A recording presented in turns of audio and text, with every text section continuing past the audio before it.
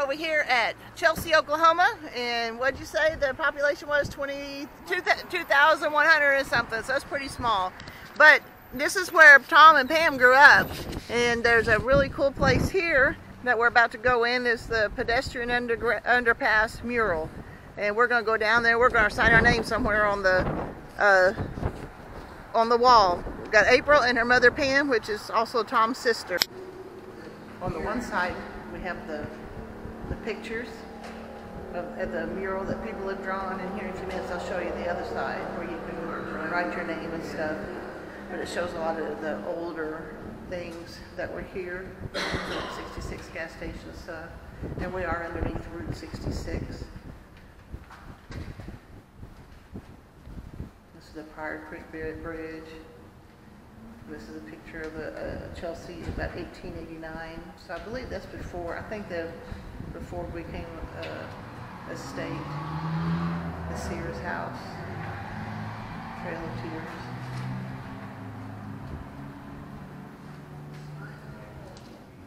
So whoever did the murals did a pretty cool job. This is showing a cattle drive. So that's neat. And this whole other wall is where people can sign it.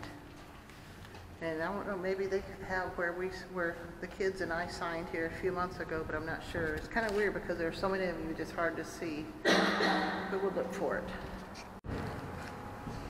Here's April and Pam. That's where they signed theirs. Okay, this is Tom with Ellis Family Farms. We're going to try shot number 3 at getting the black snakes out of the chicken coop.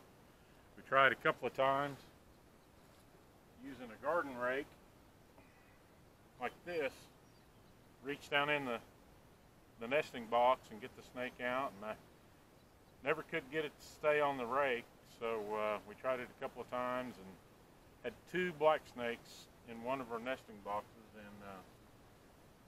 just couldn't get them hooked good enough to get them out. So we had our friends from Wildheart Ranch loaned us some snake playing tools.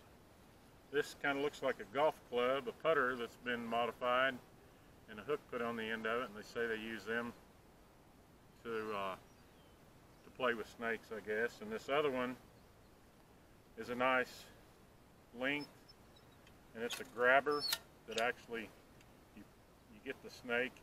They tell you to do it behind the head, but if I get it anywhere, I'm going to be happy. So you clamp it down, and it's spring loaded so it doesn't hurt them. But at this point, I'm not real worried about hurting them because they've been in there about a week.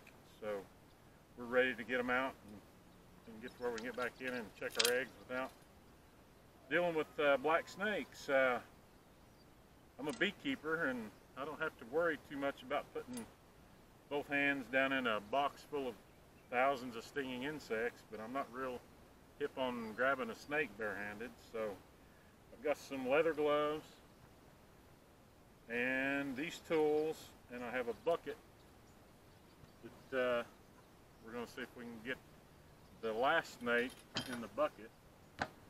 I came out here to mow earlier on the riding mower just to kind of clean it up, so if they got out of the coop that we could see them easier if they're crawling across the grass.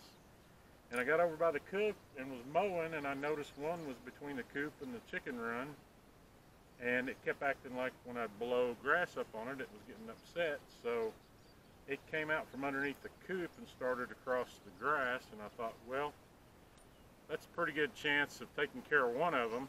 So I pulled up over it with the lawnmower, the riding mower, and I had the deck up pretty high and ran over it once, and it didn't hurt it.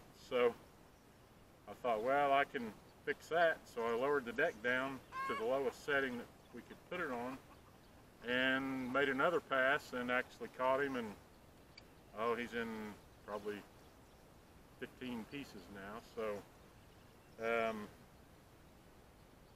Tom snake catching 1 and snakes 0 today.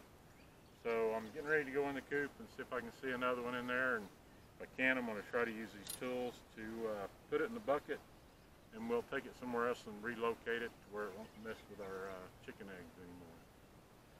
So we'll see what we can get done here. I'm going to relocate the camera.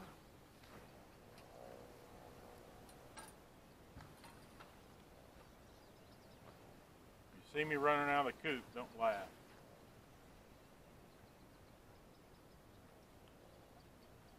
Maybe the dogs will help me a little bit.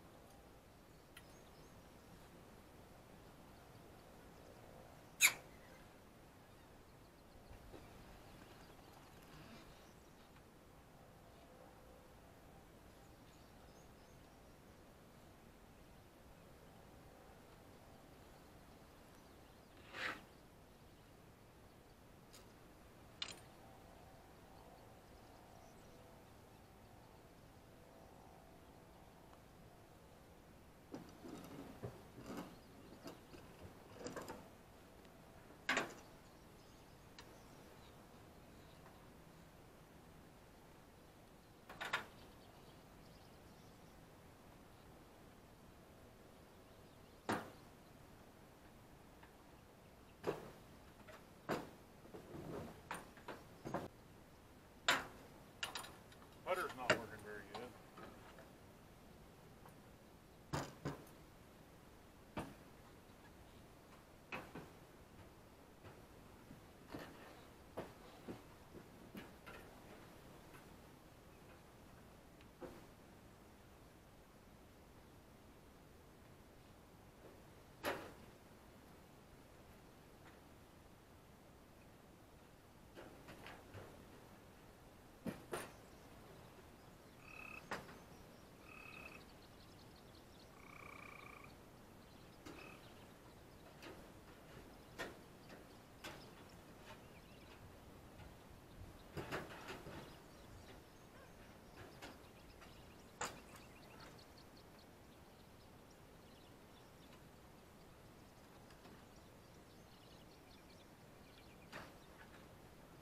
Come here, Joe.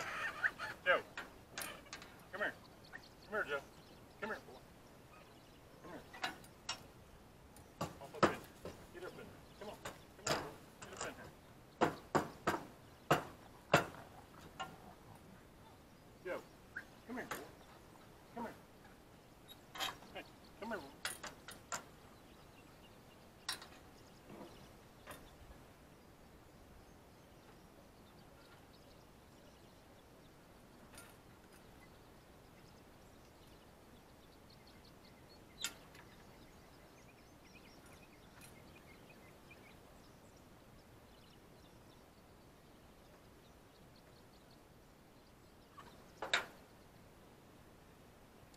Getting ready to declare snake free, but it's not. It's still behind the chicken pen.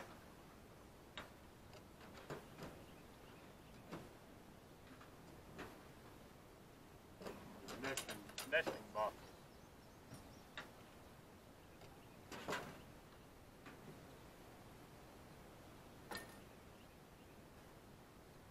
Where's Joe? Joe, come here. Get up in here. Come here. Come here, boy. Come here. Get up in here. Come here. Come on. Come on. Joe. Get up here.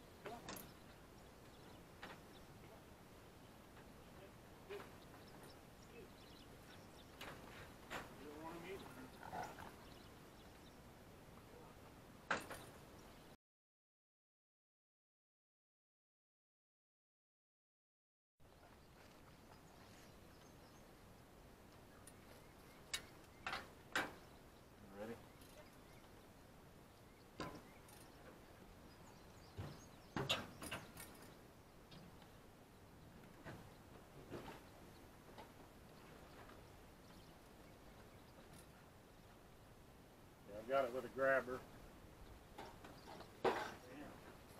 Strong, isn't it? Yeah. Trying to go the other way. Yep. Can you pull it out far enough where I can grab it? Yeah.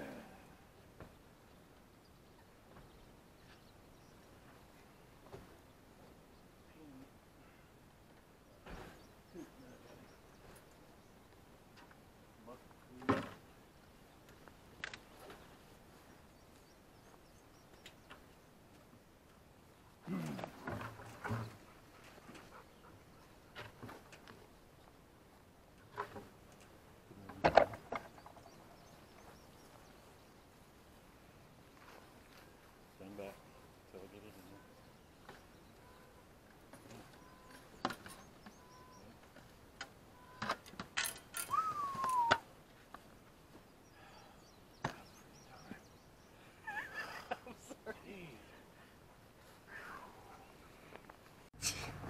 there. Okay, we got the snake caught finally, and now we're over here with Joseph and Kenzie and Tony, and we're gonna release this snake, and he is a big one, so we'll watch that now. Okay, now he's opening the lid, and we're all prepared to run. That didn't do us any good, huh? Come on, sweetheart. Woo, that is a big guy. He is just a big old rat snake too, isn't he? Yeah. He's going exactly where I want him to go. Is he really? Yeah. Hopefully under the house a little bit. I need to fix that.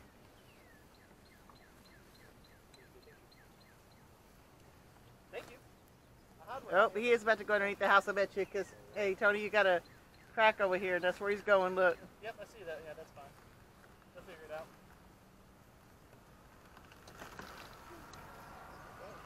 There he goes. Now we're over here at Wildheart Ranch returning the wrangling equipment from the snakes. And yeah, when this guy was brought to us last year, they told us that he was getting too big to sleep in the crib with their toddler. Oh my goodness. Wow. And we're like, well, yeah, from birth they're too big to sleep in the crib with your toddler. Wow, that's cool. He's kind of, coloring's kind of different, isn't it? Is that just because he's getting rid of spots? Or? Well, no, he's shedding his winter coat. Okay. Pretty soon it'll all be this color. Yeah. It's just the winter coat's not all It left amazes yet. me how much color their coat will yeah. change. Even grown deer, you know. Yeah. They change, it looks like with the surroundings. Mm-hmm. Sometimes they look almost light tan, and then sometimes they look rust colored. Just make sure when they're licking you, they don't get your fingers in the back. Their mouths are just like a Pretty cow's. strong. Their front teeth are dull and made for ripping. Those back teeth will lacerate your finger. The only thing you can do after that is super glue it shut, because no stitch will be done. Wow. Yeah. That's cool. They're cute and pretty and everything, and it's sweet when they kiss you, but Still an animal, huh?